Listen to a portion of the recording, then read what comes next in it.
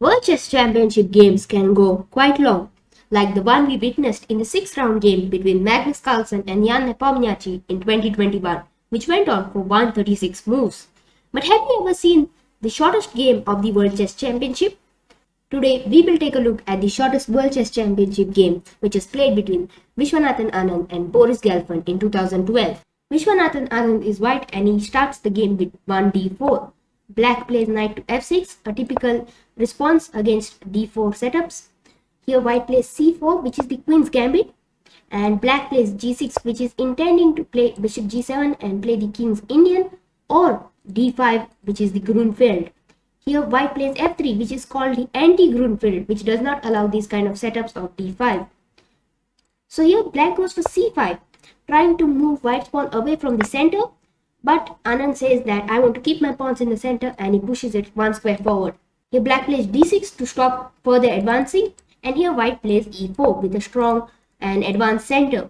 But here this white light square bishop is suffering because he doesn't have enough mobility. In the meantime, black's dark square bishop enjoys this full diagonal because white's pawns are on the light squares. White plays knight to e2, black castles, and here white plays knight ec3.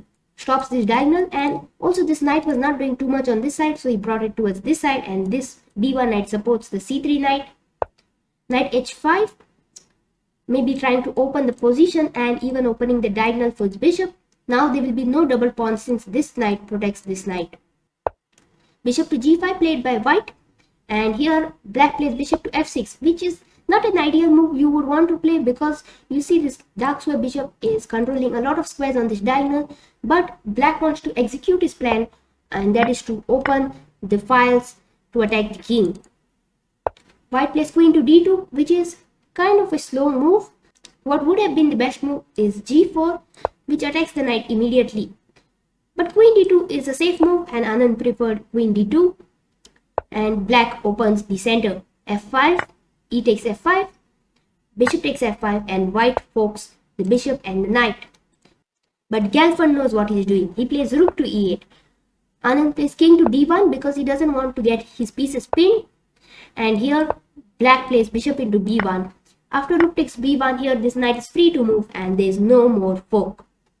But here instead of moving the knight, Gelfand plays queen to f6, which looks like a trick. If white takes the knight, then black will take queen into f3 and fork the king and the rook. But here Anand decided to take the knight. Is it Anand's miscalculation or is it Gelfand's? Let's find out.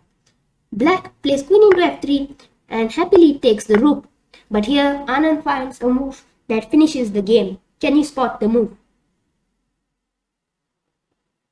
If you want more time, you can pause the video. For those of you who found it, well done. The move is queen to f2, trapping the queen. If black just plays any random move, let's say he develops his knight, you play bishop to h3, now you are attacking the queen and the queen is going to be lost. Whatever black does, let's say he just sacrifices his queen, black will just take the queen and now he'll have some extra material. So it was in this position that Gelfand resigned, and that's how even top grandmasters blunder their queen. And did you know that even World Chess Champions blunder mate in too? That's exactly what you can see in the next video right here.